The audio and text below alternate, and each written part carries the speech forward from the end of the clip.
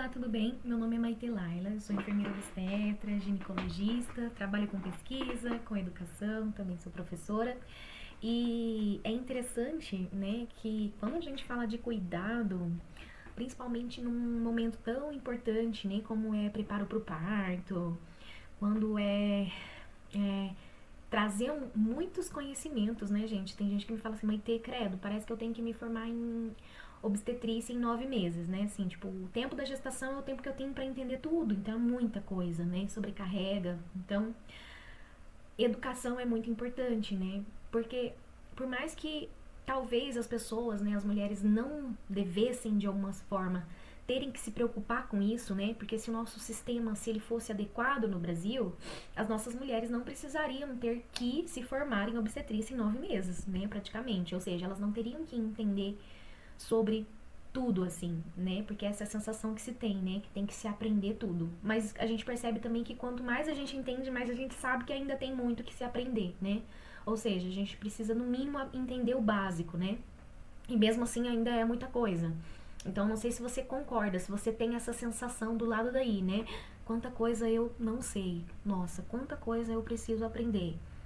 Então, assim, claro, você, né, principalmente você que tá gestante, que tá sentindo essa pressão, eu quero dizer pra você que, claro, você precisa estudar, você precisa entender, e mesmo que a gente tivesse um sistema adequado de saúde, né, mesmo que você confie 100% em mim, essas informações que eu trago para você são informações que a gente precisa falar sobre elas.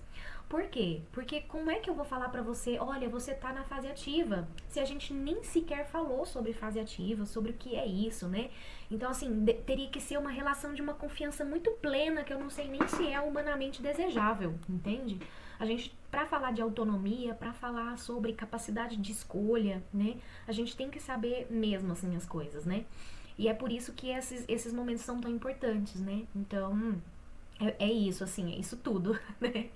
E aí, hoje eu quero falar com você sobre as fases do parto, né? Como é que o parto começa, quando é que a gente realmente considera que um parto começou, né? E a gente vai trazer, como sempre, aí as duas perspectivas, tanto na questão hospitalar quanto na questão domiciliar. Aí vem aquela grande pergunta: quando é que o parto realmente começa, né? E aí as novelas, os filmes fazem um grande desfavor pra gente, né? Que é mostrarem aquela famosa cena, né? Tradicional cena, a mulher rompendo a bolsa, dá 5 minutos depois no filme e a mulher já tá fazendo força e o bebê já tá saindo, né? Então, o que você acha, assim? Faz sentido pra você essas histórias das novelas, dos filmes, né? E claro que tem as suas exceções, né? Tem alguns filmes que são um pouco mais se preocupam um pouco mais em trazer a realidade, mas a gente sabe que a maioria tem esse padrão, né? Vocês acham que é assim, a bolsa vai romper, o trabalho de parto vai começar, e aí já vai dar uns minutos depois o bebê já tá saindo, é assim? Se fosse assim, todas as mulheres romperiam a bolsa antes do trabalho de parto, e se fosse assim, todas elas realmente já rompendo a bolsa já teria que sair correndo, né? Mas na realidade não é muito bem assim, como eu imagino que você já suspeite, né? Porque quem chega aqui já tem uma noção de algumas coisas, né? Até porque a rede social, a internet, quando descobre que a gente tá gestante, né? Ela começa a bombardear a gente com muita informação, né? E a questão é, quais dessas informações realmente são informações baseadas em evidência, né? Ou seja, realmente informações seguras, porque a gente realmente ouve de tudo, né? E aí, quando é que o parto realmente começa, tá? Primeiro, a gente tem que entender que durante toda a gestação, nós tivemos um processo de preparo para o parto, se você for pensar bem, né? A relaxina, por exemplo, ela está presente durante toda a gestação. É por isso que a gente torce o pé com mais facilidade, né? Que a gente sente dor na lombar, porque as nossas vértebras, né? Todas as nossas articulações estão recebendo relaxina justamente para elas ficarem mais flexíveis.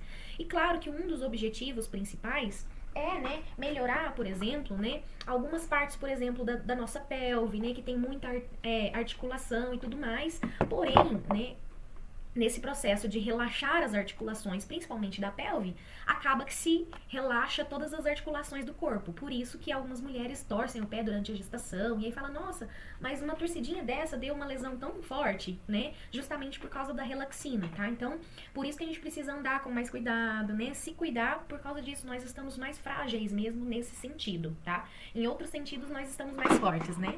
Mas, falando aí, quando o trabalho de parto realmente começa, a gente precisa considerar algumas algumas dinâmicas que elas nunca andam sozinha quando a questão é começar um trabalho de parto, tá? Porque para esse trabalho de parto começar, a gente precisa que alguns hormônios aconteçam, alguns hormônios reduzam, outros hormônios aumentem, tanto na mãe quanto no bebê, tá? E falando nessa dinâmica mãe-bebê, é muito interessante como a mãe e o bebê tá sempre em sintonia, né? Então, um dos primeiros sinais, se é que pode ser chamado de sinal, lá com 26 semanas, né? Quando o bebê começa a produzir o hormônio do surfactante, né? O que é um surfactante? O surfactante é o hormônio que vai enviar toda uma informação, né, pro próprio bebê.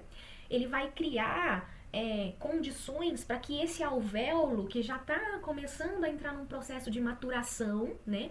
Então, sim, isso já começa com 26 semanas. Mas por que um bebê com 26 semanas, um feto com 26 semanas, ainda não está pronto para nascer? Porque é aqui que começa a produção desse hormônio, para que esses alvéolos, quando insuflados de ar, ou seja, quando ele sair para fora, ele sai do meio líquido e vai para o meio aéreo, certo? Então, esse alvéolo, né, esse pulmão, ele precisa inflar, né, insuflar. Então ele se enche de ar e aí esses alvéolos, que são como se fossem balõezinhos fechados assim lá dentro, né? Eles, hora que o ar entra, o que eles fazem? Eles não aumentam, enchem, não é assim? E quando eles enchem, o alvéolo é como se fosse uma bolinha de ar assim, né? Então, enquanto feto, ela tá assim, juntinha. E entre uma e outra, nesse sanduíche, tá sendo lubrificada, né? Justamente com esse surfactante, né? Que esses hormônios são importantes por causa disso. Então, esse surfactante vai adentrando esses locais e vai fazendo esse preparo para o pulmão e está em quantidade suficiente, ou seja, o pulmão, os alvéolos estão prontos para respirar ali por volta de 36, 37 semanas. Por isso que a gente considera que um bebê a termo, ou seja, um bebê maduro, um bebê pronto para respirar, é nesta idade, com 37 semanas, né? Claro que hoje em dia a gente tem muitos artigos, muitos estudos que corroboram. Por exemplo, antigamente, né, quando o bebê nascia antes das 37 semanas, nossa, era todo um auê dentro do hospital, né? Hoje em dia, a partir de 34 semanas, já existem cuidados e métricas hospitalares, tá? Então, um bebê com menos de 37 semanas não se nasce em casa, justamente por quê? Porque será que a gente não mede esse surfactante, certo? A gente não entende muito bem desse bebê ao ponto de ter segurança para dizer que é um baixo risco. Então, um bebê menor de 37 semanas é um bebê de alto risco, né? Porque ele tem uma chance muito alta de precisar de ajuda para respirar e não só aquela ajuda básica que a gente tem em casa, né? Que é muito eficaz, né, para um bebê que está maduro, mas para um bebê prematuro, talvez ele precise de mais coisas, como, por exemplo, uma UTI, né, um acompanhamento monitorado o tempo todo, que em casa a gente não consegue entregar, tá? Então, a partir das 37 semanas, a gente já tem um bebê a termo e a gente já tem uma quantidade de surfactante, né, correndo ali, essa informação sendo enviada, saindo do bebê. Então, esse hormônio, ele sai do bebê, essas informações, ele sai do bebê, fica ali no líquido amniótico, porque o líquido amniótico é um conjunto de informações, certo? Inclusive hormonais, né? Que essa placenta recebe, envia através do cordão umbilical, certo? E aí, através do cordão umbilical, a placenta vai receber essas informações, vai traduzir isso e vai enviar para o sistema nervoso da mãe, certo? A partir do momento que a mãe entendeu, opa, o meu bebê está maduro, ela começa a sentir contrações de treinamento. O que são essas contrações de treinamento? São aquele endurecimento na barriga, mas sem dor, né? Que acontece sem nenhum momento esperado. Então, às vezes, eu tô tomando banho e sinto a minha barriga endurecer como se fosse uma pressão, mas ela não tem dor, né? Então, inclusive, algumas mulheres, por não ter o hábito de se observar, nem percebem que essas contrações de treinamento acontecem, né? Mas elas já estão acontecendo, né? Ali, em algumas mulheres começam até antes mesmo, né? E quando é que eu devo me preocupar com essas contrações de treinamento? Quando elas são doloridas, né? Porque algumas mulheres, mesmo antes, né, das 37, mesmo antes das 40 semanas ali, que é o prazo que a gente espera que esse bebê nasça, algumas mulheres, antes mesmo de 37 semanas, começam a sentir, por exemplo, contrações dolorosas. E esse trabalho de parto ainda não tá no seu momento, certo? Ou pelo menos não no seu momento desejado, né? No seu momento ideal, digamos assim, de maior segurança. Então, o que pode estar acontecendo? Então, a gente precisa avaliar muito bem se não é algum fator de risco, como uma infecção, né? Ou como, por exemplo, uma atividade física muito exagerada. Porque tem algumas mulheres que pegam muito pesado mesmo, sabe? De fazer faxina, de trabalhar muito pesado, né? Etc. Então, a gente precisa conversar sobre isso, se essas contrações que não deveriam ser doloridas já estão vindo doloridas antes desse momento que é o ideal, né? Antes das 37 semanas, que é o momento ideal, pra gente avaliar o que a gente precisa fazer, tá? Mas saiba que se você, logo depois de fazer aquele faxinão, você começou a sentir dor e a sua barriga começou a endurecer, é pro seu corpo te pedindo pra desacelerar um pouco, né? Tá pesado, tá muito, você tá passando do limite, entende? É o seu corpo dizendo pra você, opa, passou aí, hein, moça, né? Então, se observe também, né? Então, isso significa o quê? Significa que o nosso corpo, ele não é estático como a gente imagina, né? Ele já tem um movimento antes mesmo da primeira fase do trabalho de parto. Agora, esse movimento de uma contração que vem ou outra sem dor, né? Não vamos considerar a dolorida, porque eu já falei que a dolorida pode ser um sinal de que algo tá errado, tá precisando de atenção, né? Agora, falando da dolorida, quando é que ela geralmente começa, então? Ela começa ali por volta de 38, 39 semanas, e isso vai muito de acordo com a mulher, com a qualidade de pré-natal que ela fez, né? Com a qualidade de acompanhamento que ela tem do profissional que é responsável por ela, etc, tá? Ou até mesmo de acordo, né? Às vezes tá tudo redondinho, tá tudo bonitinho, não temos nenhum sinal de alerta, e né, ela não pega pesada, ela não tá estressada demais, nem, enfim, nenhum sinal de alerta, nem físico, nem emocional, nem mental, e ela sente as contrações de treinamento com uma leve cólica, entende? Então tudo isso também precisa ser avaliado, né? Porque às vezes ela tem realmente uma sensibilidade maior pra dor ou uma percepção mais avançada do seu corpo. Mas a partir do momento que vem uma por dia, duas por dia, três por dia, sem horários pré-estabelecidos, não é trabalho de parto, tá? Então, antes do trabalho de parto começar, como que é o colo do útero, né? O colo do útero, ele é algo muito importante pra gente e ele é assim, né? Então, no iniciozinho, antes do trabalho de parto, pode perceber que ele é bem grosso, bem espesso, né? Se eu fosse considerar o colo do útero, ele seria mais ou menos na espessura do meu punho fechado. Então, ele também é fechadinho assim, né? Olha aqui na nossa imagem do lado. Ele é bem fechadinho, né? Eu não consigo introduzir nem mesmo um dedo lá dentro, ele é bem fechado, bem rígido. Por quê? Porque ele tá segurando esse bebê que tá aqui, né? Forçando, digamos assim, essa caminha elástica que tem aqui, essa redinha que tem aqui em cima, né? Que é o nosso períneo, né? Então, quando esse trabalho de parto começa, mesmo que silenciosamente, ali com 38, 39 semanas, então o nosso corpo ele sempre vai esperar 40 semanas para entrar em trabalho de parto? Não necessariamente, porque depende desses hormônios que esse bebê está enviando, depende da informação que essa mulher está recebendo, e quando ela entende tudo isso, ela começa a baixar, por exemplo, progesterona, que é um hormônio que segura o bebê, né? E estrogênio começa a aumentar, prostaglandina, que é os primeiros hormônios do trabalho de parto, começam a aumentar, relaxina, que eu falei antes, começam a aumentar. Por quê? Justamente para começar a amolecer esse cérvix, a começar a amolecer esse colo do útero. E então, só quando esse colo do útero tá amolecido, e geralmente isso é silencioso, né? Embora algumas mulheres começam a sentir um pouco de coliquinha, alguma coisa desse sentido, mas a gente percebe que não é algo que tem ritmo, que não é algo que atrapalha o dia a dia, não atrapalha as tarefas, não atrapalha dormir. É só um pequeno incômodo ou nada, entende? Então, é aqui onde tudo começa, né? De forma aparentemente silenciosa para a maioria das mulheres, tá? E aqui, se você for pensar bem, ele não tá apagado e não tá dilatado. Então, a partir do momento em que ele começa a apagar, né? Então, ele vai amolecer e tudo mais. E aí, quando ele vai amolecendo, você concorda comigo que nesse processo de amolecimento aqui, esse colo do útero, o que ele vai fazendo? Ele vai ficando mais fino, né? Então, perceba que antes ele tava na grossura do meu punho aqui, né? Então, o que ele foi fazendo? Ele foi afinando e ele começou a dilatar? Ainda não. Quando é que eu tenho apagamento e dilatação juntas? Com mulheres que já tiveram mais de um bebê ou mais de um parto. Porque nem a gestação não é símbolo de apagamento e dilatação. Ela tem que ter parido antes, tá? Então, se ela já teve uma experiência de parto antes, provavelmente ela vai dilatar e apagar ao mesmo tempo. Por quê? Porque o corpo já tá sabendo um pouco mais do que ele tem pra fazer, né?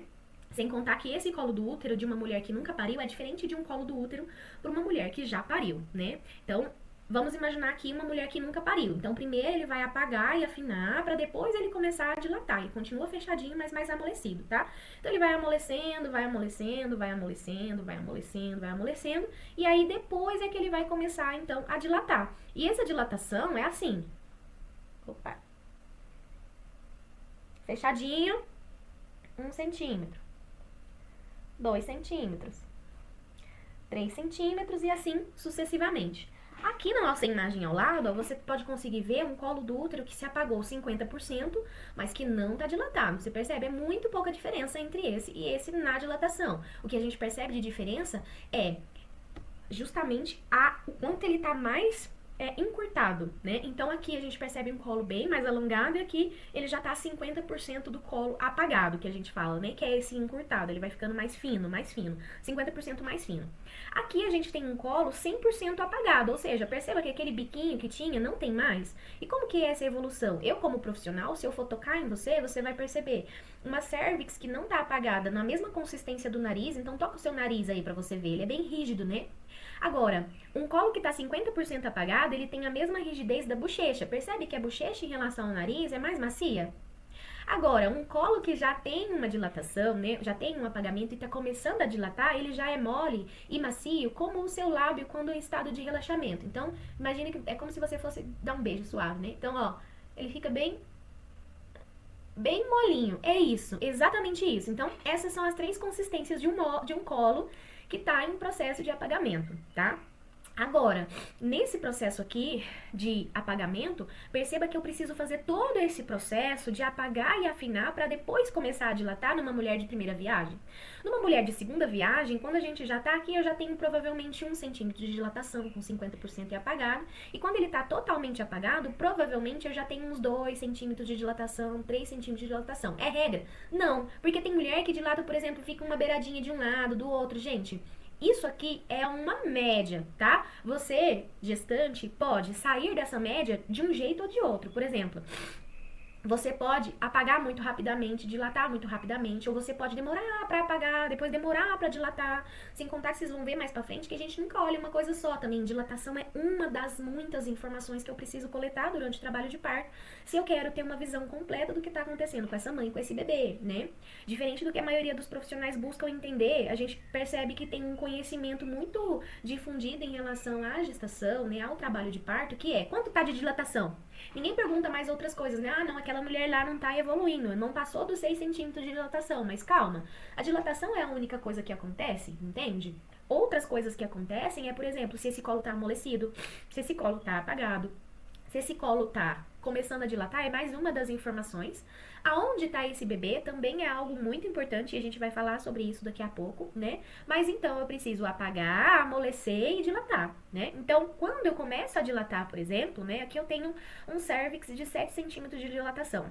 Então, qual é o total de dilatação que a mulher precisa chegar, né? 10 centímetros. 10 centímetros é essa parte aqui. Então, ela vai começar com 1 centímetro, 2, 3, 4, 5, 6, 7, 8, 9, para depois 10, ó. 10 é o máximo que meu dedo consegue chegar na medida, né? Então, vocês acham que isso aqui vai evoluir de 1 para 10 em meia hora? Entende? Claro que tem umas mulheres que têm partos tsunâmicos, partos a jato, né? Mas essa mulher, ela já estava em processo de afinamento, apagamento e dilatação silencioso há muito tempo e ou ela nem percebeu, ou ela não levou em consideração os sinais que o corpo dela estava dando, entende? Por quê? Porque quando esse colo do útero perde a estrutura desse jeito aqui que eu tô mostrando pra vocês, né? Sai dessa condição mais grossinha e começa a amolecer e afinar, a primeira coisa que vai sair, de sinal que vai acontecer, além de talvez uma coliquinha ou contrações sem dor e tudo mais, o tampão, né? Então aqui, nesse orifício, a gente tem uma melequinha, né? Um fluido que se chama tampão mucoso. E ele parece muito com um catarro, né? Só que geralmente ele é incolor e ele pode ter rajos de sangue. Ele vai ser sanguinolento, né? Vermelho, como da cor do meu slide aqui? Não. Se ele tiver vermelho, como da cor do meu slide, é um sangramento, né? Então, a gente precisa de uma avaliação médica ou, né, de um profissional, certo? De uma enfermeira obstetra, né? De alguém que vai entender, entendeu? Agora, né, um muco transparente, igual, parece muito um catarro, né? Parece também o fluxo do nosso corrimento comum quando a gente está em período de ovulação. Só que o corrimento de ovulação, ele é pouquinho. O tampão, ele é muito mesmo. Parece que você deu uma grande escarrada, né, no papel higiênico. Quando você vai limpar, você fala, meu Deus, quanto, né? Enfim, então, a gente perde o tampão. A gente só perde o tampão uma vez? Não.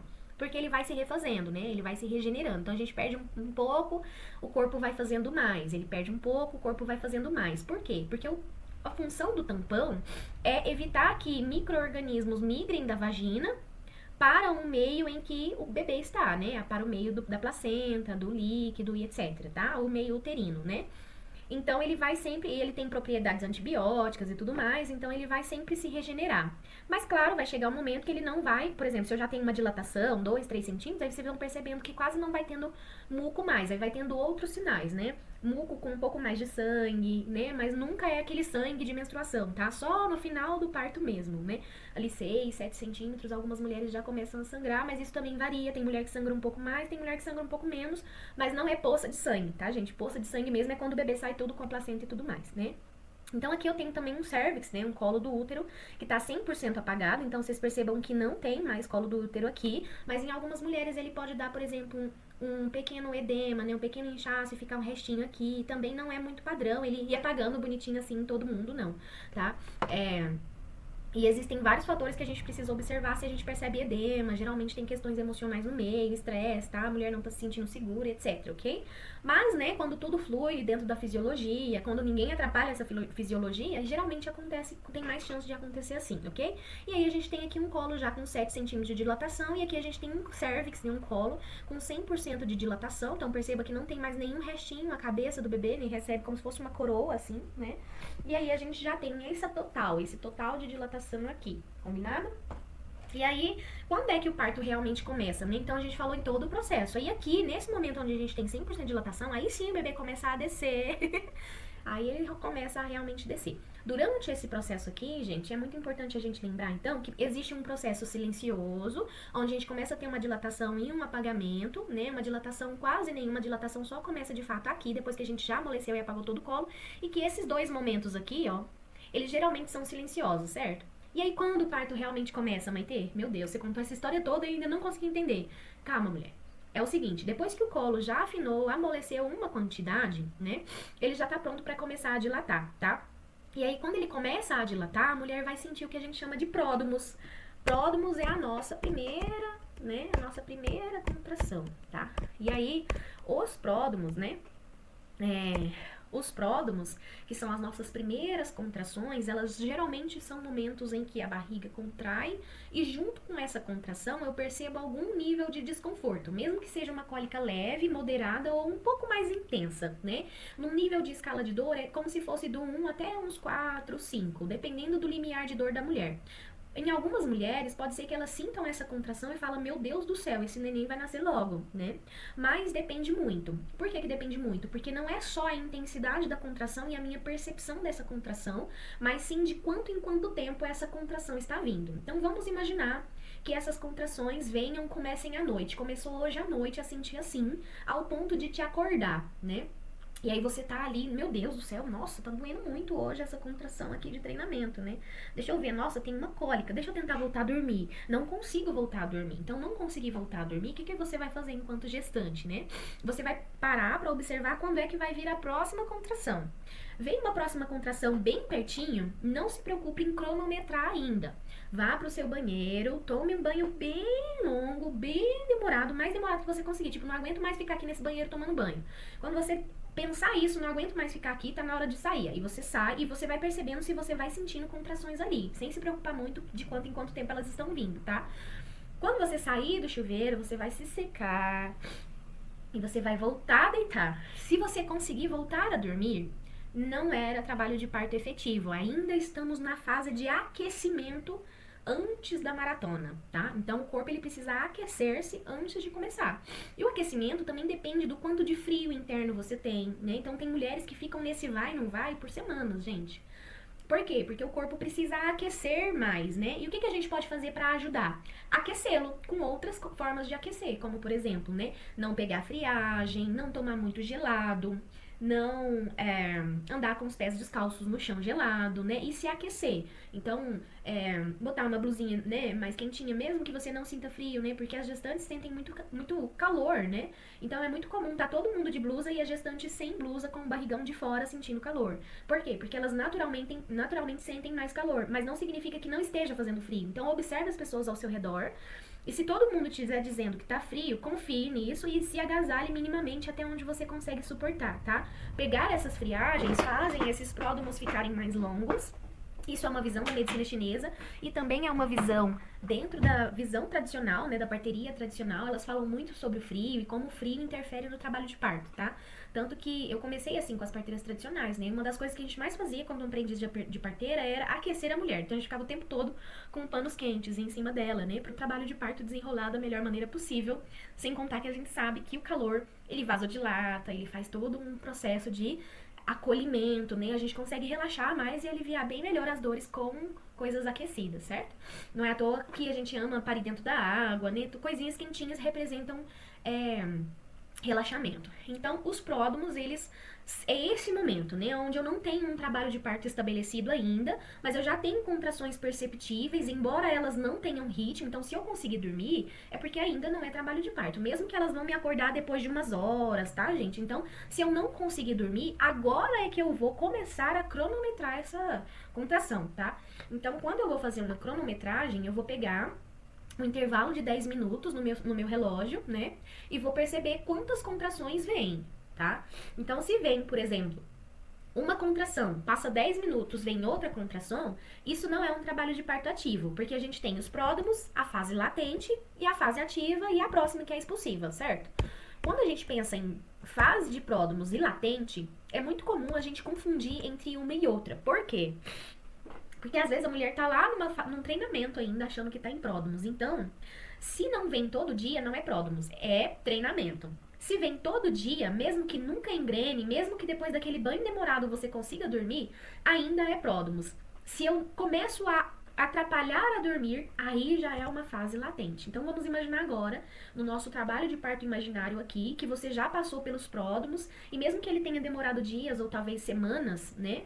Porque dias ou semanas também vai depender do quão tranquila você tá em esperar, de qual a idade gestacional que você tá, né? Porque se você tá, por exemplo, com 36 semanas, pródomos nas 36 semanas é algo preocupante, a gente precisa entender o que tá acontecendo, porque é um trabalho de parto prematuro. Então a gente não vai ficar tranquilo em casa, certo? 37 eu já não fico tão tranquila assim. Eu gosto também de entender por que esse bebê tá nascendo antes da maioria dos outros bebês, já que a maioria nasce entre 40 e 41 semanas. Por que esse bebê tá querendo vir antes, né? Agora, se a gente já tem um bebê a termo, né? Se a gente já tá ali na data que já era uma data mais próxima da esperada, talvez com uma diferença de alguns dias somente, aí é o momento que a gente fica mais tranquila. Sem contar que na fase de pródomos, assim como todas as outras fases, é muito importante você estar bem alimentada, bem hidratada, bem descansada. Então, Maitê, isso me infernizou a minha noite inteira. Eu não consegui dormir, mas chega de dia, para! Isso é fase latente? Não é fase latente. É pródomos, tá? A fase latente é um pré, né? A sala de recepção do consultório médico, tá? Então, a fase latente, quando ela chega, ela não vai embora mais e ela já dá a entrada pra fase ativa, que é contrações ritmadas mesmo, tá? Então, os pródomos, ele pode ficar nesse vem à noite, por causa da melatonina, né? A melatonina, o escuro. O momento que você fala pro cérebro, pronto, cérebro, agora você pode relaxar, tá na hora de dormir, é quando geralmente as contrações começam. Por quê? Porque o seu corpo, para entrar em trabalho de parto, ele precisa estar relaxado. O seu sistema nervoso parasimpático precisa estar equilibrado com o sistema de alerta.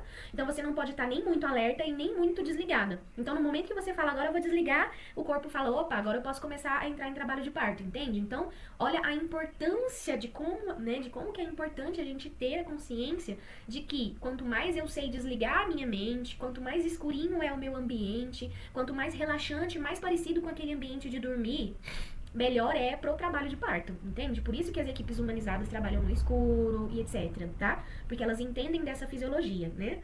Agora, se vem à noite, o que eu tenho que fazer? Descansar de dia, porque se ele não continuou de dia, eu ainda não tô numa latente, eu ainda tô em pródomos, ou seja, eu preciso descansar, porque pensa comigo, você ficar em pródomos uma semana, ficar sem dormir uma semana, mas eu só consigo dormir de noite, mas então, Flor, da minha vida, você só vai dormir à noite, e se os seus pródomos não deixam você dormir à noite, você vai ficar uma semana sem dormir? Perdão, quando o trabalho de parto começar, você vai conseguir ter energia pra isso, pra dilatar aqueles 10 centímetros ali. Então eu digo pra você, percebi o pródomos, é momento de entrar em processo de acúmulo de energia, reserva de energia. Não é momento de ir pra festa, né? Embora algumas pessoas se sintam bem indo pra festa e possa ter alguma liberação de hormônios de bem-estar na festa, ou fazendo faxina, ou coisas físicas pesadas, a gente percebe que pode ser um perigo aí. Por quê? Porque a pessoa tá cansada, ela, ok, liberamos uma energia, liberamos hormônios do prazer, do bem-estar nesse momento de trabalho pesado, de festa, de faxina, ok, mas a gente não consegue fazer isso ouvindo uma boa música, uma meditação, coisas que você não exija tanto da sua energia, porque se o seu trabalho começar logo após essa liberação hormonal, você vai dar conta, entende? Então essas são perguntas que você precisa fazer, né? Então, entendemos o pródromos, entendemos o que a gente precisa fazer, né? E é no pródromos que você vai avisar pra sua equipe, né? Até porque a gente vai acompanhar tudo isso juntas, né?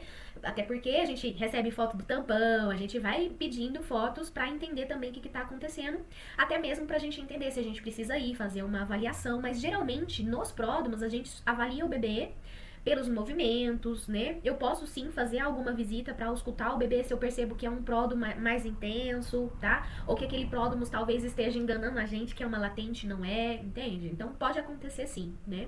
Mas a partir do momento que amanheceu e parou o trabalho de parto, né?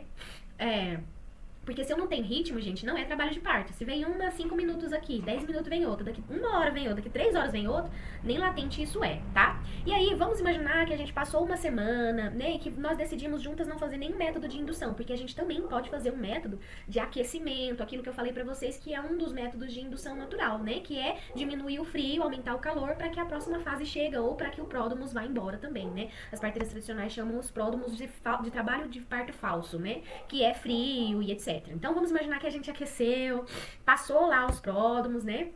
E que a gente não ficou muitos dias, não. Ficamos lá 2, 3 dias e aí ele foi embora, né?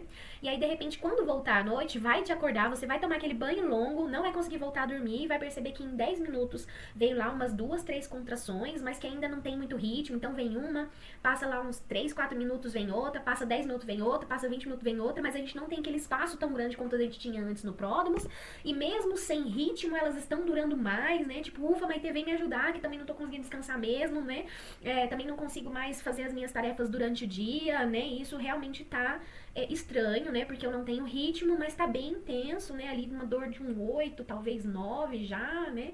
Então venha me ajudar. Então, geralmente na fase latente, a gente confunde muito a latente com a ativa, porque às vezes ela engrena, fica de 5 em 5 minutos, 5 em 5 minutos, de repente desengrena de novo. Então, a partir do momento em que ela engrenou e firmou na engrenagem, ao ponto de ficar de 5 em 5 minutos durando mais do que 1 minuto de contração, porque a duração da contração também importa. Então, perceba quantas coisas a sua parteira, né, a sua enfermeira obstetra vai precisar avaliar e como é ficar em casa sem ninguém te acompanhando, né? Então, quando a gente fala de ir pro hospital, por exemplo, né?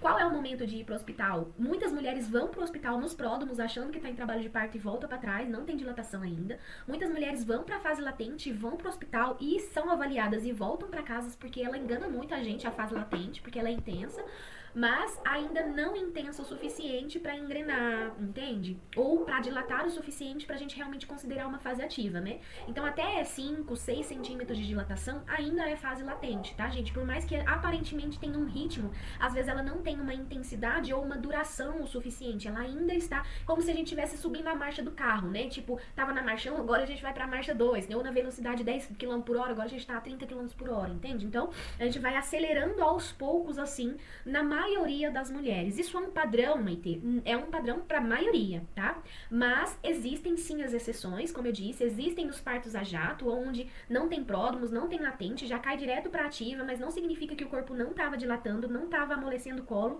Talvez seja só porque a mulher perdeu o tampão e não deu importância, porque ela já tinha muito corrimento, por exemplo. Então, coisas assim acontecem, viu? Mas eu falo pra vocês que não é tão silencioso quanto parece. É a mulher que não tá prestando atenção ou não tá dando atenção pros sinais que o corpo dela tá dando, tá? Algum sinal ela tem, nem que seja uma pressão lá embaixo, entende? Algum sinal ela tem.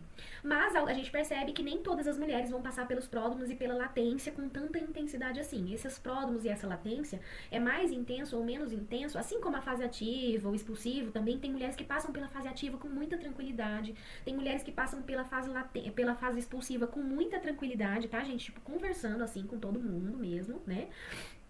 Mas a gente percebe que a fase latente, ela vai convidando a gente para um pouco mais de silêncio, a gente se curva um pouco mais durante a contração, a gente já não tem mais tanta paciência para falar durante a contração, né? Então a gente vai se interiorizando, né? A gente vai indo para o que a gente chama de uma partolândia, né? Quem nunca ouviu falar da partolândia?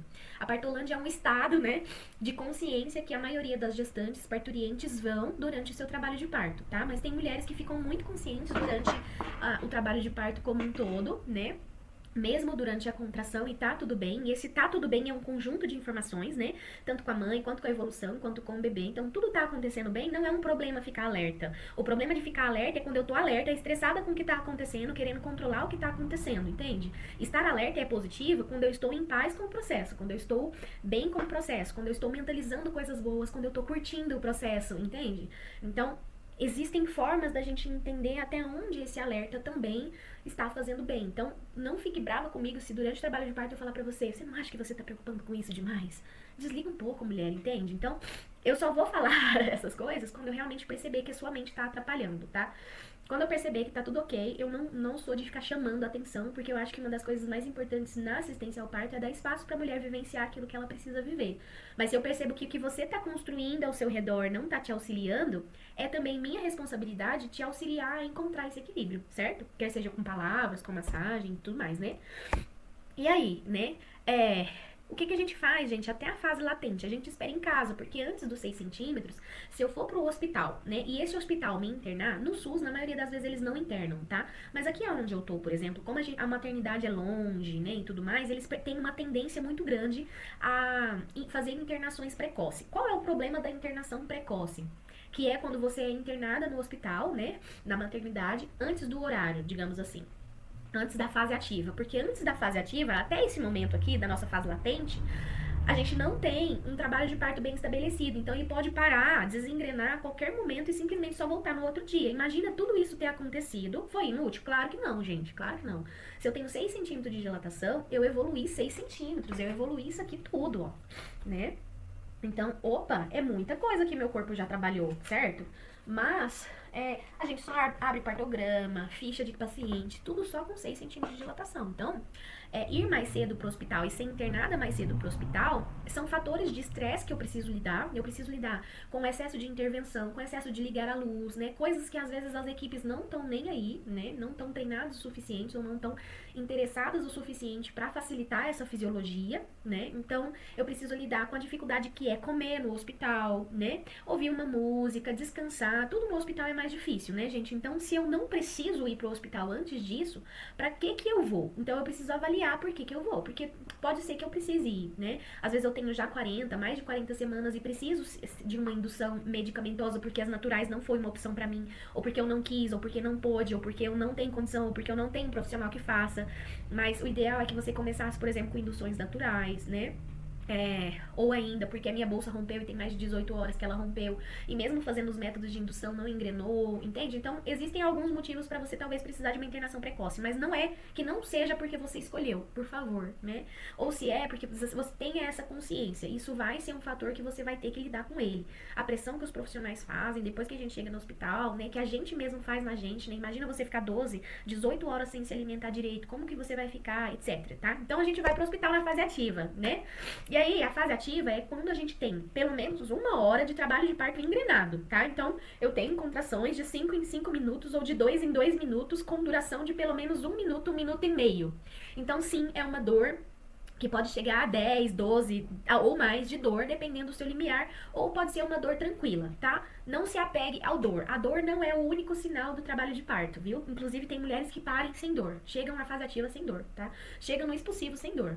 Nada de dor, mas elas têm contração com ritmo, com duração suficiente, o bebê tá evoluindo, tá girando, tá encaixando, porque pensa, né? Não é só a mãe. A gente tá falando da mãe aqui, a gente tá falando das contrações que a mãe tem, a gente tá falando da dilatação que o colo da mãe tem, a gente tá falando de um apagamento que o colo da mãe tem. Mas e o bebê? Como que tá o bebê em tudo isso, né? Então o bebê, ele também tem o seu papel, né? E ele tá conectado com essa mãe. Então, quando a gente entra em trabalho de parto, durante todo esse processo, acontece uma dança dos hormônios lá de trás, durante toda a gestação, durante o início do trabalho de parto e durante a evolução do trabalho de parto também acontecem hormônios, né? E esses hormônios, eles são liberados pelo nosso hipotálamo, pela nossa hipófise, pelo nosso cérebro inconsciente, parasimpático, simpático, como eu vejo esse processo é muito importante, então é muito importante, a gente já vai falar sobre um vídeo sobre a dor do parto, né? Mas como eu vejo essa dor, como eu lido com essa dor, tudo isso é muito importante para o meu processo hormonal, porque é como a minha mente vê é que eu vou produzir certos hormônios. Por exemplo, se eu tô vendo aquele ambiente, as pessoas que estão comigo, ou a própria situação como uma ameaça, você acha que eu vou conseguir produzir o hormônio do amor, do bem-estar e do prazer? Não vou, né? Ou você consegue relaxar e namorar, transar, por exemplo, né? Fazer sexo, fazer amor com seu companheiro ou companheira, se você tá estressada, preocupada, com a adrenalina lá em cima, não consegue, gente. Com pessoas te observando o tempo todo, né? Então a gente precisa de privacidade, a gente precisa de silêncio, a gente precisa de relaxamento, de positividade, de se sentir segura, de se sentir nesses lugares. E quem é que vai trazer isso pra gente? A gente. É claro que a escolha de uma equipe que seja afim é muito importante, que seja respeitosa é muito importante, mas se a equipe não me respeita, eu é quem vou me respeitar. Sou eu que vou abrir espaço pro desrespeito dele entrar no meu campo, não, entende?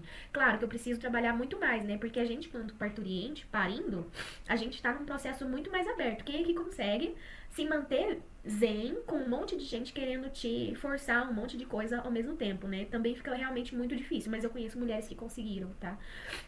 Então, o que eu quero dizer pra você é que não é impossível. Então, entenda onde você vai parir, com quem você vai parir e quais são as ferramentas internas que você precisa desenvolver, entendendo que a partir do momento que você entrou em trabalho de parto, você precisa continuar comendo, você precisa continuar se hidratando, você precisa continuar se movimentando, né?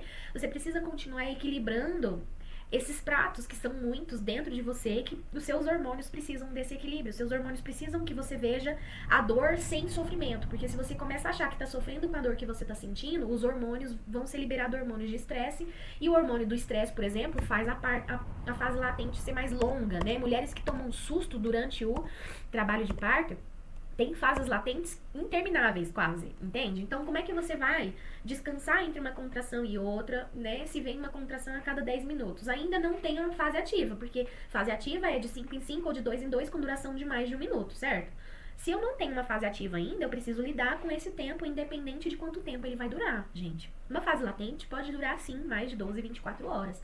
E como você vai lidar com isso, entende? Então, é com maior nível de calma, pra gente não estressar, pra gente não atrapalhar esses hormônios que precisam de tudo isso. Então é silêncio, é descanso, né? Então geralmente eu, Maitê, só vou na fase de latência quando a mulher precisa de avaliação, por exemplo, né? Porque é importante na fase latente avaliar essa mulher, né? Se ela não tá conseguindo descansar mais, eu posso sim ficar no mesmo ambiente, mas eu não fico necessariamente em cima dela. Eu tento deixar ela dormir o máximo que ela conseguir, mesmo que seja micro cochilos entre as contrações, entende? Então eu vou sempre oferecendo comida, sempre bebida, né? Então, é isso, assim, faça a sua malinha de comes e bebes, que você, aquelas coisas que você nunca recusa, sabe? Porque assim, durante a gestação, entre as 35 e as 40 semanas, o ideal seria você parar com um doce, por exemplo, né? Ou pelo menos diminuir consideravelmente até umas 37 e 38 pra frente, não consumir mais mesmo. Só as tâmaras, né? As tâmaras, que é doce pra danar, já é doce o suficiente pra você, né? Mas é um doce, é o único doce, assim, um dos poucos doces que não iriam te atrapalhar durante o trabalho de parto, tá? Existem estudos muito sérios, muito legais, que falam sobre como o açúcar atrapalha na ocitocina, né? Porque ele faz um atraso na recepção dos hormônios e tem toda uma questão neurológica. Então, mas durante o trabalho de parto, você pode ir a desforra. Aí você pode comer chocolate, amendoim, o que você gostar, né? Então pensa lá todas as comelanças que você gostaria de comer e botar o pé na jaca durante o trabalho de parto, né? Por quê? Porque você vai ter uma vontade fisiológica de não comer, mas você precisa comer. Então precisam ser coisas realmente atrativas, tá? Então faça aí já a sua listinha do que é que você quer que te ofereça durante o trabalho de parto e compre próximo desse trabalho de parto, monte a malinha, né? É engraçado, uma vez eu tive uma gestante, né? Ela chegou lá com 39 semanas, mais ou menos, né? E aí ela montou um saquinho, assim, com muitas coisas gostosinhas que ela gostava de comer. Ela montou com 37 semanas. Eu falei pra ela, Débora, pra que você tá montando essa malinha tão cedo, né? Ela falou, não, porque eu já quero ficar olhando pra ela e mantrando. Meu parto vai ser cheio de guloseimas, porque eu fico doida pra comer doce e não pode. Então, toda vez que ela tinha vontade de comer um doce, ela colocava aquele doce que ela tinha vontade de comer dentro do saquinho do parto. Então, chegou ali mais ou menos 38, 39 semanas, o saquinho dela já tava bem cheio de doce, né? Coisas que ela queria comer durante o trabalho de parto. Aí no dia ela me ligou de madrugada. E ela falou assim, Maitê, eu tô sentindo uma cólicazinha aqui assim. Eu falei, mãe, tá te atrapalhando a dormir? Eu acho que tá. E aí eu falei pra ela, então vai lá, toma aquele banho, né? Bem demorado. Ela falou assim, acho que eu não vou tomar aquele banho não, Maitê, eu vou abrir aquele saquinho e vou comer os doces. E aí eu falei, eu entendi. Então você vai fazer o seguinte, você vai comer os doces que você quer, mas aí depois que comer, você vai tomar aquele banho bem demorado, vai deitar e vai tentar dormir. Se você dormir, você não vai me ligar mais, você vai dormir até onde você conseguir, você só vai me ligar se a contração te acordar de novo, beleza? Beleza. Imagina, gente, ela comeu os doces todos, dormiu até o outro dia, ela só entrou em trabalho de parto 3 dias depois. Então ela teve que fazer uma nova malinha, ou seja, ela tava com tanta vontade de comer os doces que ela fingiu um início de trabalho de parto, né? Tipo assim, comecei a sentir um leve pródromo, nossa, agora eu vou comer aquele doce. Pra ela segurar as últimas semanas com doce foi muito difícil, assim, né? E poder comer aquele doce ali no final pra ela foi muito importante, assim. Então, tipo, ela meio que ficou esperando ansiosamente a fase de pródromos, né? Pra justamente poder justificar comer os doces. Mas enfim, você não precisa fazer assim, né? Tipo, fingir um trabalho de parto, mas entenda que é isso, né? Vamos precisar esperar, vamos precisar montar esse saquinho e tudo mais, né? Mas ali lá pro final, 40 semanas, né? Se a gente já tem algum iniciozinho, já percebe um leve pródromos, por que não também, talvez não comer o saco todo, como ela fez, né? Mas começar aí, talvez, a satisfazer algumas vontades da criança interior, né? Parir também é sobre satisfazer essa criança interior, né? E aí, quando a gente fala de fase ativa, então é isso, né? Então, quando a gente fala de ir pro hospital, eu preciso considerar uma fase ativa com uma duração de pelo menos 1 hora. Por quê? Porque eu posso começar com contrações bem ritmadas e ter uma intensidade, uma duração ok, né? É muito importante durante a fase ativa, principalmente, gente, eu ter monitoração desse bebê, tá? Então, se você tem uma doula, vocês precisam ir no postinho auscultar. Se você tem uma enfermeira obstetra para fazer isso na sua casa, legal. Mas se você não tem, você precisa ir vez ou outra no postinho pra auscultar, tá? Não fiquem sem acompanhar como o bebê tá, principalmente na fase ativa. Até a fase latente ainda dá para levar um pouco mais tranquilamente através de outros sinais, se a doula ou se você for bem treinada, tá? Mas se você tá sendo acompanhada sozinha, não fique só olhando como que tá a movimentação do bebê. Vá no hospital de vez em quando auscultar, né? Entenda que eles vão oferecer para fazer toque. Você fala, eu não tô na fase ativa ainda, eu só vim auscultar meu bebê mesmo, não precisa de toque. Você pode recusar se você quiser, ok? E aí, enfim, chegamos aqui na nossa fase ativa, no nosso trabalho de parto imaginário, né? A gente já tem contrações ritmadas de 5 em 5 minutos, ou de 2 em 2 minutos, ou de 3 em 3 minutos, com uma duração de mais ou menos 1 minuto e meio cada uma. Então, sim, ela vai vir, vai durar 1 minuto e meio a contração, 1 minuto, 1 minuto e 10, 1 minuto e 20, e vai ir embora. Nesse momento que ela vai embora, você precisa saber relaxar e entregar. E aí a mente vai ficando assim. Ora, eu acordo junto com a contração. E claro, eu vou ter que lidar com a minha frustração da dor e com a dor e com toda essa sensação que é. Aí quando for embora, eu preciso desapegar de tudo isso e vou precisar relaxar, vou precisar descansar. Se você conseguir dormir nesse intervalo, você dorme, né? Se é que alguém consegue dormir e descansar no intervalo de 3 em 3 minutos. Mas por incrível que pareça, tem gente que tem, tá? Tem gente que consegue, né? E na fase ativa, gente, a gente percebe, então, eu tive esse padrão por 1 hora, ok, pego as minhas malinhas e vou pro hospital, tá? Quando você chegar lá no hospital, tem uma chance muito grande do trabalho de parto dar uma paralisada, porque essa trajetória é uma trajetória que dá muito cortisol, a gente estressa no processo, ficar no carro é desconfortável, é muita adrenalina, medo do hospital avaliar e te mandar de volta pra casa, ou então medo deles não te recepcionarem bem, ou de puxar a orelha porque você deveria ter ido antes, enfim, né? Porque também pode ser que ele continue evoluindo no carro, certo? Então talvez você chegue lá e o bebê já tá, por exemplo, próximo da fase expulsiva, se a sua fase ativa for mais lenta, né? Mas a média da fase ativa é aí de 4 até 8, em algumas mulheres talvez até um pouco mais de horas, tá? Eu já acompanhei mulheres com fase ativa de 12 horas ou até mais, porque tem também o bebê, não é só a mãe, né? Então, quando a gente leva em consideração a pelve, por exemplo, a nossa pelve ela é assim, não é? Aqui a gente tem as cristas ilíacas, né? Aqui a gente tem o cóccix, aqui a gente tem o nosso pubis, né? E aí percebam que a nossa pelve, ela é ovalada aqui em cima. Na parte média dela, ela é um pouco mais arredondada, né? Aqui. E aí, na parte final, ela volta a ficar ovalada de novo. Então, vocês acham que o bebê, ele vai descer assim, como um quiabinho, uma banana? Não. Ele vai vir, né? A cabeça do bebê, ela é ovalada também, né? Então, percebam aqui, ó. Cabeça do meu bebê. Deixa eu tirar ele pra fora. Então, a cabeça do meu bebê, perceba que ela é levemente ovalada, certo? Então, ó, ela não faz um círculo perfeito.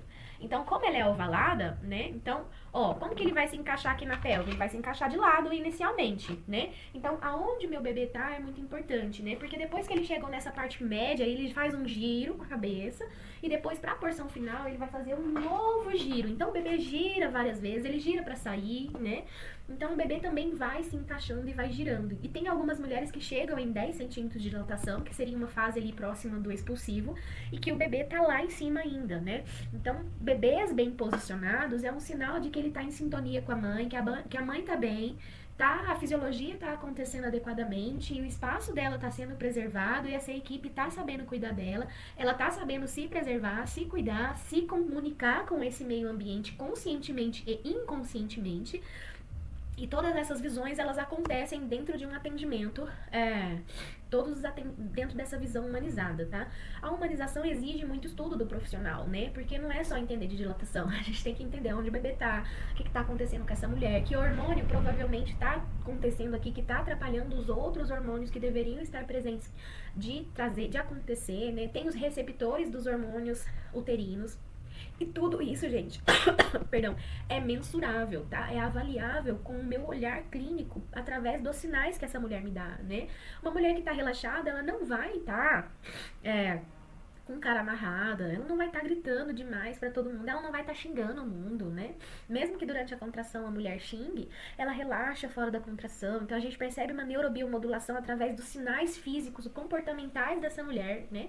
Então, se eu, quanto equipe, tô percebendo que a minha gestante tá estressada, eu vou só deixar ela continuar estressada? Não, eu vou lá conversar, eu vou entender o que tá frustrando ela, se é uma questão de lidar com a dor, o que eu posso falar pra ela, pra que ela consiga lidar melhor com a dor, ou ainda, tem alguma coisa que eu posso fazer? Tem alguma coisa, algum alívio da dor, e é por isso que a gente vai falar tanto sobre métodos de alívio da dor no nosso próximo vídeo, né, que é um vídeo sobre a dor, mas existem muitos recursos para neurobiomodular uma gestante, né? Então tem como eu saber se ela tá neurobiomodulada, ou seja, se ela tá dentro da fisiologia ou não, através dos seus sinais físicos, corporais e clínicos, e também o bebê. Então, o bebê, ele é como uma água, né? Ele se adapta ao espaço que ele tem. Então, se ele não tem espaço, se é uma musculatura que tem tensa, tá tensa, eu preciso entender por que essa musculatura tá tensa, né?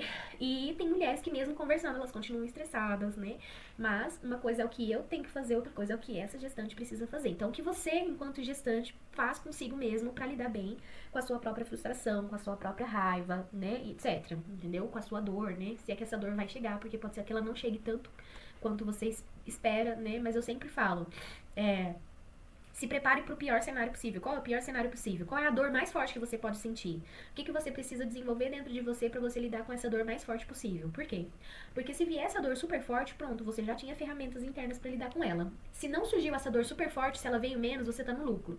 Se ela não veio nada, você tá muito no lucro, entendeu? Então, assim, é por isso que a gente se prepara para o pior cenário. Mas se preparar para o pior cenário não é esperar o pior cenário, tá? Porque tem gente que se prepara tanto pro pior cenário que se não chega o pior cenário, tem alguma coisa errada acontecendo. Não, se prepare pro cenário positivo também, né? Então, olha, se for um parto prazeroso, né? Como você vai lidar com isso, entende? E etc, né? Então, você tem que estar pronta para as duas polaridades, né? E aí, quando a gente pensa em trabalho de parto, essas contrações, se elas param no meio de uma fase ativa, talvez o bebê não esteja bem posicionado, e para isso a gente tem ferramentas, né? Que a gente utiliza para reposicionar o bebê, né? A gente utiliza o spinning babies, que são exercícios de relaxamento muscular, de mobilização, de observação, né? E também de condução de um trabalho de parto. São exercícios suaves que a gente pode sugerir durante o trabalho de parto, que são muito eficientes, principalmente quando a gente percebe uma desconexão, um estresse, porque relaxa, né? O rebozo mexicano, que também é um tecido, a gente fala muito sobre spinning babies, o rebozo e outras técnicas no nosso tema de dor, tá? Falando em fase do trabalho de parto, se as contrações pararem e não tiver ritmo suficiente ou força suficiente, a gente vai observar a fisiologia dentro dessa visão, e não só dentro da visão comum, né? Dentro da visão obstétrica padrão, a gente percebe que existe uma preocupação muito grande com força, né? Adicionar força. Então, por exemplo, se esse bebê tá lá em cima, falta força? Não, falta espaço para ele descer, ele se encaixa onde tem, né? Então, o problema é falta de espaço? Sim, e é falta de espaço, na maioria das vezes, muscular, ou seja, são musculaturas que estão tensas. Essa mulher tá com medo? Essa mulher tá se sentindo acuada? Ela tá se sentindo segura? Porque quem se sente relaxada e segura, não trava. E se não trava, não é questão óssea, tá, gente? Aquilo, né, que muitas pessoas se preocupam, se o meu bebê for maior do que a minha pelve, se não se encaixar, né? a chance disso acontecer é muito baixa, né? Existem métricas pra gente saber se é muscular ou se é ósseo, tá? Não se preocupe. Então, a partir do momento que eu virar pra você e disser pra você, olha, então, vamos relaxar? Vamos respirar, né? Respiração é muito importante, enfim. Então, olhar para essa fisiologia e todos esses recursos que favorecem a fisiologia é mais importante do que a força, tá? E às vezes as contrações precisam parar mesmo para o corpo respirar, ganhar uma nova dose de energia, conseguir comer alguma coisa, conseguir beber alguma coisa, porque às vezes a gente tenta e não consegue também, né? A gente tem a opção de glicose no sangue, mas o que a gente quer mesmo é comer, o que a gente quer mesmo é que você beba, né? Porque a gente sabe o tanto que é ruim chegar nas fases finais cansada, exausta mentalmente, com fome, com sede, não dá certo, né? Já são muitos desafios pra gente ter que lidar pro próprio trabalho de parto. Os desafios de cuidado não deveriam existir, né? Então, facilitar isso é muito importante, né? Comer é muito importante, beber é muito importante. Não queremos um bebê hipoglicêmico, uma mãe hipoglicêmica sem energia pro expulsivo. E às vezes a contração para mesmo, às vezes perde o ritmo e isso pode acontecer depois que eu tenho uma fase ativa bem intensa e tenho 10 centímetros de dilatação. Como é que eu sei que tem 10 centímetros de dilatação? Através do toque ou através dos sinais clínicos gerais, tá, gente?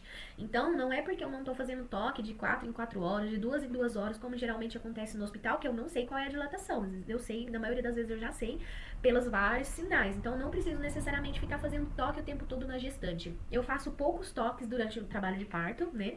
Porque eu sei fazer essa avaliação completa. Mas, às vezes, eu posso sim solicitar o toque quando eu tenho dúvidas dos sinais, ou quando eu quero confirmar, né? Ou quando eu suspeito, por exemplo, do bebê estar mal posicionado. Então, a posição do bebê é algo que a gente, às vezes, precisa confirmar com o toque. Então, em alguns momentos, pode ser que eu solicite para fazer o toque, mas eu não vou fazer nada nunca sem a sua autorização. A não ser que seja uma questão muito urgente, que não dá tempo de eu te explicar, e que realmente seja algo assim, que se eu preciso resolver em 2 segundos, né?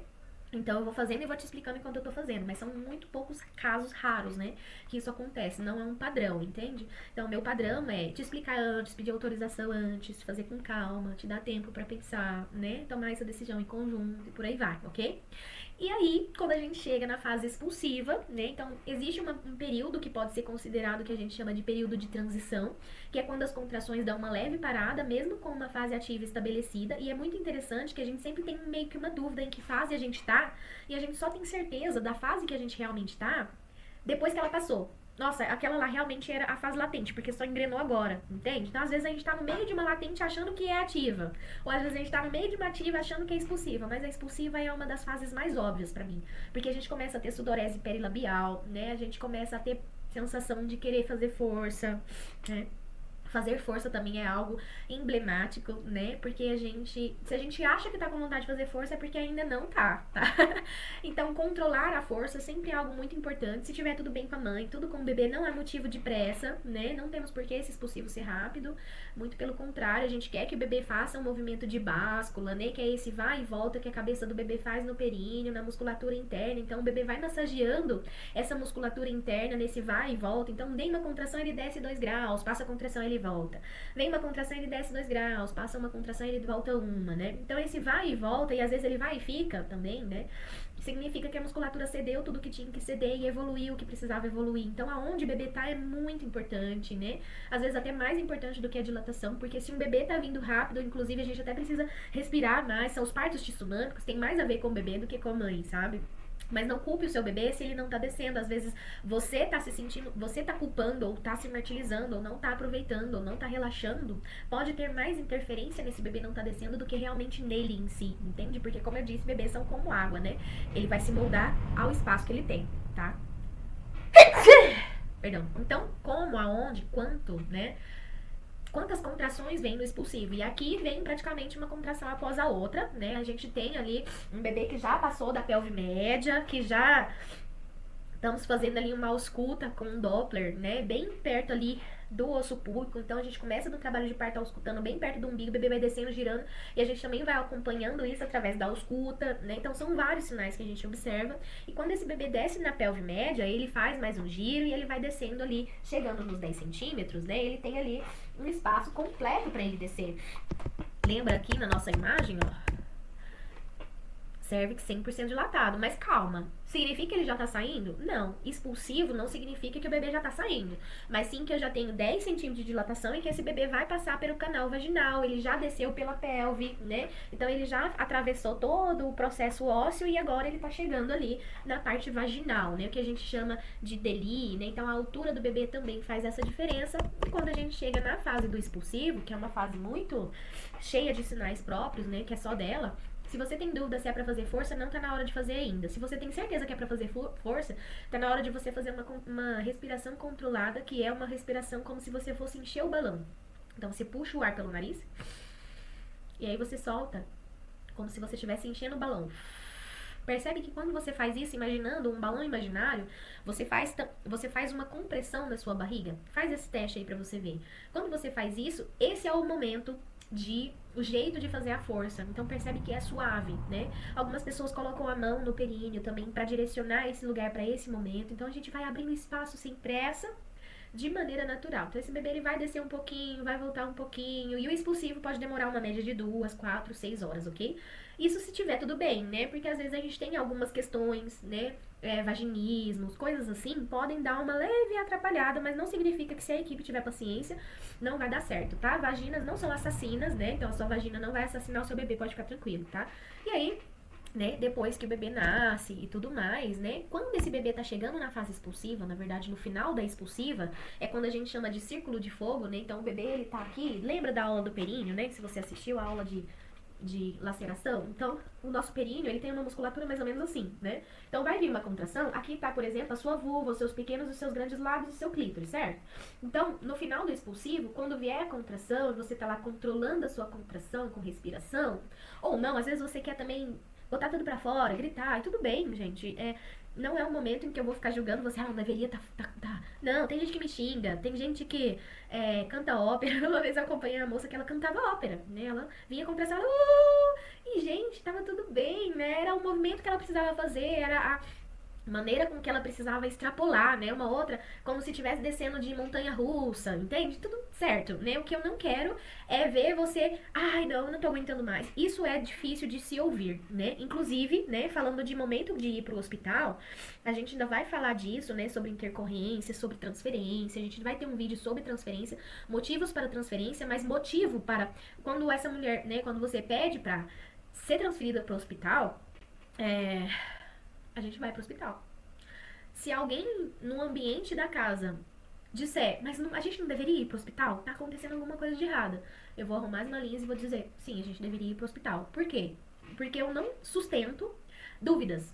Pra gente continuar no ambiente domiciliar, a gente precisa ter certeza que a gente tá no ambiente adequado e aqueles que estão conosco também precisam disso, né? Então, eu não vou indicar a gente transferir sem uma necessidade real. Mas se você perceber que é uma necessidade sua, emocional sua, você precisa dizer com todas as palavras também. Porque se você ficar lá, né? Uma vez eu acompanhei uma mulher que ela ficava assim, eu não aguento mais, eu não aguento mais, eu não aguento mais. Mas eu não aguento mais. E eu falava pra ela, o que você quer? Ela só ficava, não aguento mais, né?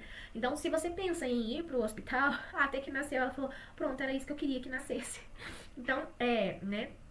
Pode ser isso, né? Ou então, às vezes, se você sente que o jeito de resolver é ir pro hospital, eu preciso que você peça pra ir pro hospital. Mas se é pra ir pro hospital, a gente vai pro hospital mesmo. Não brinque com esse pedido, tá? Então, se você disser, nós vamos pro hospital, a gente vai pro hospital.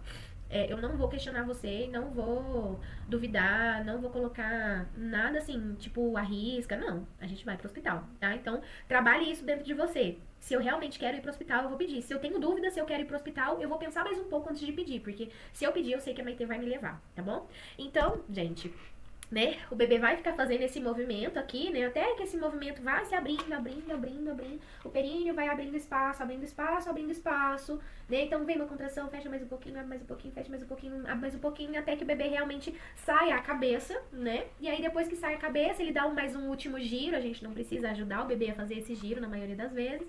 Ele faz espontaneamente na próxima contração e nasce. O bebê nasceu, acabou, né? E aí, depois que o bebê nasce, né, ele faz...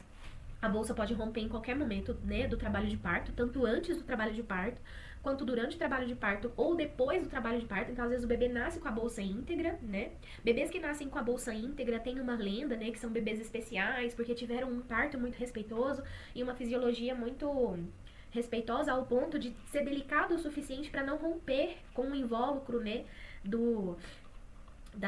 Da bolsa, mas são bebês que na maioria das vezes precisam de um tempinho um pouquinho maior para respirar, mas a gente tá ali, né, o tempo todo de olho, porque eles não fazem a drenagem, né? Bebês quando nascem assim, de cabeça para baixo, eles vão drenando, né? Então, conforme ele vai descendo aqui no canal vaginal, ele vai fazendo a drenagem, tá, gente? Então, aquele apertãozinho que a vagina vai dando, né, é muito importante para a saída do muco, tá? Então, olha como a natureza faz tudo de forma perfeita, né? Até a saída lenta do bebê, do tronco e tudo mais, tem motivo, tá? Mas se ele sair de uma vez também, não se preocupe, a gente sabe o que fazer pra ajudar, né? Então o bebê saiu, nasceu, acabou. Ó, ainda tem uma coisa aqui dentro conectada, né? O que é isso? Então o bebê nasceu, né? A gente ainda tem um cordão aqui, nesse cordão na vida real ele nasce um cordão bem roxinho, bem azulado, e quando a gente põe a mão nele assim, ele pulsa, né, empurrando com muita força as nossas mãos, os nossos dedos, né. Inclusive é possível ver os batimentos cardíacos do bebê através do cordão, né. Então, se eu tenho um batimento cardíaco bem acelerado aqui ou não, dentro do padrão ou não, eu consigo perceber, mas enquanto ele tá pulsando, eu preciso vir cortar? Na maioria das vezes não. Por quê? Porque vamos imaginar, mesmo que esse bebê precise de ajuda para respirar, por que é que eu vou desconectar o celular da tomada, se ele ainda tá carregando, né? Então eu não vou. Então eu ainda continuo mantendo esse cordão conectado, porque ele tá oxigenando através do cordão, e vou ajudar esse bebê a respirar no colo da mãe ou do lado da mãe, do jeito que ela escolheu receber o seu bebê, porque tem mães que me pedem, mas eu não quero que faça, se precisar ajudar o bebê a respirar, eu não quero que faça ventilação, não quero que faça nada com ele no meu colo, me dá agonia. No máximo secar e posicionar. Se tiver que fazer mais coisa do que isso, eu peço que tire e põe do lado pra eu não ver, né? Então, assim, pensar em ter isso no meu colo me dá agonia, entende? Mas a maioria das mães toleram bem, né? Porque a gente entende que tem o calor do corpo dela, etc, tá? Mas, né, precisou transferir ou não precisou pro berço, né? Que é um berço portátil, aquecido que eu carrego, né?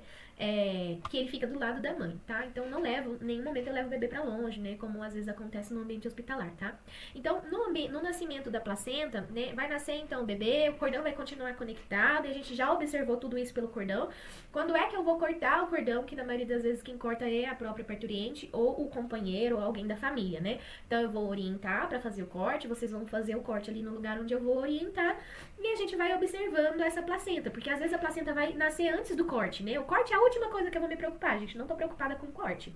Aí quando o bebê nasce e eu vejo que ele tá bem, entreguei pra mãe, tá lá no colo da mãe, eu tô de olho aonde? Eu tô de olho na mãe, eu tô de olho em todo esse conjunto, tudo ao mesmo tempo, né? É por isso que eu não trabalho sozinha também, minha ajudante, a minha outra parteira tá comigo, tá observando, né? E a gente tá observando o cordão, se tá parando de pulsar ou não, né?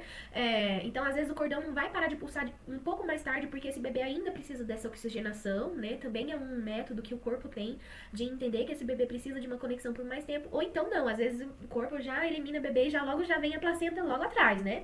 E aí depois que o bebê nasce, a placenta vai nascer, né? A placenta, ela é essa estrutura, né? Onde aqui é a parte onde o bebê ficava o tempo todo olhando, que a gente chama de parte fetal, que é essa parte, né, onde tem ali as artérias, as veias bem delimitadas, né? E aí, ó, no outra parte é a conexão com o colo do útero, né? Então aqui a minha mão é onde é o colo do útero e ela foi se desprendendo durante a dectação, certo? Nasceu o bebê, ela começa a desprender, né? E aí ela vai nascer, certo? Aqui, ó, dentro dessa bolsa é onde o bebê estava, né? Então o bebê estava aqui dentro, né, ó. E aí, ó, é muito interessante olhar esse processo, né? Então, ó, aqui eu tenho bolsa envolvendo o bebê, eu tenho o bebê conectado com o cordão, certo? E aqui na parte de trás eu tenho a parte que é conectada com a mãe, né? Com o colo do útero, ok?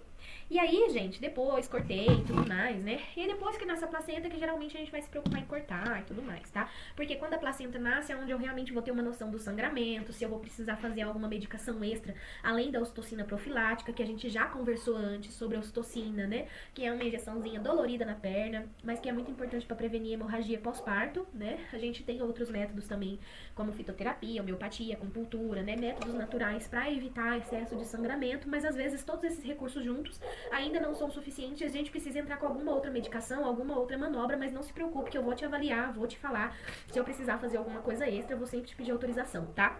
Agora, falando no útero, pensa aqui. Esse aqui é o tamanho do útero que o bebê tava dentro, né? Vocês acham que se logo depois o bebê saiu, a placenta saiu, esse útero continua desse tamanho? Com as artérias, as veias todas dilatadas ali, né? Ejetando quase 500 ml por segundo? Não, ele já diminui e ele vai diminuindo, né? Até ficar aqui na altura do umbigo, mais ou menos, né? Inclusive a gente tem um sinal, a gente avalia, né? Se esse útero já regrediu ali, ele precisa regredir no primeiro minuto, né? Então ele vai regredindo. Mas a gente também percebe que durante o pós-parto, né, o puerpério, ali os 30, 40 dias, às vezes até um pouquinho mais, esse útero ele vai retornando ao seu tamanho normal, por isso que a loqueação, né, ou seja, o sangramento do pós-parto é mais intenso do que um sangramento de menstruação comum, tá? Mas esse sangramento intenso ou menos intenso é algo que a gente ainda vai falar num outro vídeo que é sobre as intercorrências maternas, né? Sangramento, como é que a gente avalia se esse sangramento está adequado ou não. Isso é uma informação importante para você saber também, você como gestante saber. Por quê? Porque você, o seu companheiro, precisa ficar acompanhando esse sangramento quando eu estiver junto e quando eu não estiver, certo? Porque quando eu não estiver junto mais do seu lado, quem é que vai fazer a avaliação se esse sangramento está adequado ou não? Vocês. E são vocês que precisam ter uma noção de quando perguntar ou quando não perguntar, né? Então, por exemplo, um absorvente de pós-parto. Se a gente tem ali uma média de 2 horas para encher esse absorvente, pode ser que eu tenha um sangramento aumentado, né? Por quê? Porque o que se espera é que ele tenha ali um enchimento de metade, mais ou menos, do sangue em 2 horas. E aí faça-se a troca de 2 em 2 horas, entende? Agora, se eu preciso trocar mais rápido do que essas 2 horas, por exemplo, com certeza é um sangramento aumentado. E aí ou eu vou encaminhar para o hospital, ou eu vou já em casa, já aplicar útero tônico, medicação específica para isso, ok? E aí, né, não se preocupe, a gente vai falar sobre outros sinais, sobre outras possíveis intercorrências e como manejar todas elas num vídeo específico para isso, tá? E aí, né, então perceba que no ambiente hospitalar, né, como tem os protocolos e a gente percebe que existe uma pressa, uma indisponibilidade dos profissionais, né, enquanto no ambiente domiciliar é a equipe particular que tá com você, né, uma equipe contratada para isso. Então, enquanto eu tô ali, né, com a Dani, eu tô pensando na Dani, eu não tô pensando na Stephanie que vai parir semana que vem, não tô pensando na Duda que pariu, não. Eu tô pensando na Dani. Então, se eu tô com a Dani nesse momento, né, se eu tô com a Carol nesse momento, o que eu tô fazendo? Eu tô ali com elas naquele momento. Então, é um atendimento de um profissional, 2 profissionais para uma gestante, né? É um pra gestante, um pensando no bebê, então os dois, cada uma com o olho no peixe e outro no gato, né? A gente não tá pensando em 40 outras mulheres parindo ao mesmo tempo no hospital, enquanto somos as únicas de plantão, entende? Como acontece muito no hospital, né? No hospital, geralmente, é muito comum a gente ter 1, 2 enfermeiras obstetras, assim, sei lá, umas 5 enfermeiras comuns e umas 30 mulheres parindo ao mesmo tempo, entende? Obstetra de plantão, então eles têm pressa por N situações, entende? Eu não tô justificando, não tô dizendo que tá certo, não é isso. Porque eu também posso deixar aquela mulher curtir a hora de ouro dela e pensar em cortar o cordão só depois, certo? Mas não é bem assim que as coisas acontecem no ambiente hospitalar, né? Então, esperar 5, 10 minutos, ou seja, esperar o cordão parar de pulsar, já é um grande feito no ambiente hospitalar, tanto para a equipe quanto para a mãe que recebe esse benefício, para o bebê que recebe esse benefício, né? Porque quando esse bebê nasce, o cordão ele tá pulsando porque a mãe ainda tá enviando sangue oxigenado para esse bebê, nutrientes que esse bebê precisa para se adaptar, né? E quando eu corto antes, eu rompo com esse fluxo de troca entre a mãe e o bebê, obrigando o bebê a se adaptar muito mais rapidamente. E como esse bebê tá, né? Claro, gente, um bebê a termo, 39, 40 semanas, 38, né? Ele tem condições para respirar na maioria das vezes, né? Então, mas se eu posso facilitar essa fisiologia, esse processo, por que não facilitar, entende? Então, assim, né? Não preciso falar muito, acho que é óbvio o quanto é diferente um atendimento hospitalar e um atendimento domiciliar, né? Eu tenho uma tendência muito grande a puxar a sardinha pro domiciliar, porque eu sou apaixonada no domiciliar, né? Mas já acompanhei mulheres parindo em ambiente hospitalar e hospitais particulares, onde eu acompanhei todo o processo. E a equipe hospitalar estava ali só para me apoiar, entende? Então, acontece assim também, né? Principalmente quando são ambientes hospitalares particulares. No SUS é muito difícil, né? No SUS, pela legislação do SUS, enfermeiros técnicos, né? Enfermeiros obstetras não entram. Só a doula entra, né? No SUS. E acompanhante, tá? Então, a gente precisa entender também qual é o hospital, quais são as regras daquele hospital, né? E alojamento em conjunto, gente, nasceu, já tá no colo, então não vai sair do colo. O bebê só sai do colo no ambiente domiciliar pra gente fazer as medidas desse bebê, as avaliações dos reflexos desse bebê, testes desse bebê, teste de linguinha, teste de orelhinha, de olhinho, de coraçãozinho, etc. A gente só faz depois dessa 1 hora de ouro, né? A não ser que ele tenha algum sinal que a gente precisa ficar atento, mas às vezes eu avalio aquele sinal também no colo da mãe pra não atrapalhar a hora de ouro, então a gente prioriza a hora de ouro ao máximo, né? A gente incentiva a amamentação, se tiver tudo bem pra mãe, pro bebê também, porque o bebê ele também tem um instinto próprio, né? Ele vai procurar o seio uns minutinhos depois que ele nascer. Ele já tem esse interesse inato quando ele tá dentro desses parâmetros, sabe? Então, tudo isso, né? Então, são sinais de que tá tudo bem, entende? E o alojamento é em conjunto, em casa, né? Desde o momento que nasce, assim, né? Até as avaliações que a gente vai fazer no bebê, pesar, medir, tudo é do lado da mãe. A gente não tira o bebê do lado dela em nenhum momento, né? Mas no ambiente hospitalar, a gente sabe que o hospital tem setores, né? Então, às vezes, pra pesar, a balança não tá ali, tem que levar lá pro quarto. Então, às vezes, o companheiro precisa deixar a gestante, a mulher, né? A parturiente, pra ir acompanhar, pra não deixar o bebê sozinho. Então, no hospital, a gente tem essas dinâmicas que a gente precisa entender antes de chegar lá para parir. Então, conheça o seu hospital antes, como que é a rotina hospitalar, né? Um hospital humanizado, ele vai aceitar a sua visita muito bem, ele vai te explicar tudo o que acontece com antecedência, e isso é um direito seu, né?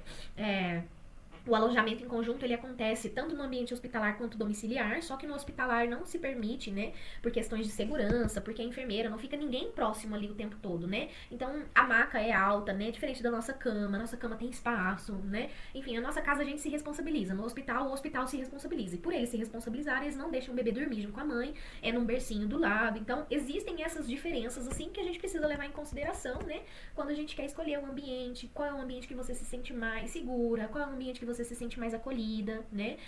Porque o domiciliar também tem, né, as suas deficiências em relação a deu algo muito ruim, eu só vou até um determinado momento, né? Por isso que a gente precisa também falar sobre as intercorrências. Mas quando é uma gestação de baixo risco, um bebê de baixo risco, um parto de baixo risco, eu vou precisar de aparelhos, oxigênio, né? A chance de eu precisar de ajudar o bebê a respirar é muito pouca. Imagina precisar de um oxigênio, entende?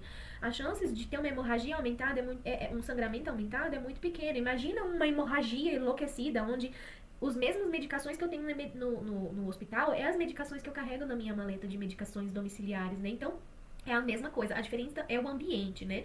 É a aparelhagem, se eu preciso de uma internação numa UTI, por exemplo, que são casos super graves, né? Mas se eu tenho um bom pré-natal, se eu tenho um bom acompanhamento, eu sei o nível de risco da minha gestante, eu sei se eu consigo ou não ampará-la numa emergência domiciliar ou não, né? E se acontecer, qual a chance de acontecer, e querendo ou não, é mais ou menos como voar de avião, né, gente? É o caminho mais seguro, um parto domiciliar é o caminho mais seguro, mas a gente sabe que se der ruim, né? Dá ruim, né? É igual um avião quando cai, né? Então, é o meio de transporte mais seguro que existe, mas quando cai dá ruim, né? Então, quando um parto domiciliar é um meio de se nascer mais seguro, mas quando dá alguma coisa de errada, geralmente dá algo de errado. Mas e aí, você iria para um ambiente hospitalar só esperando que desse algo ruim?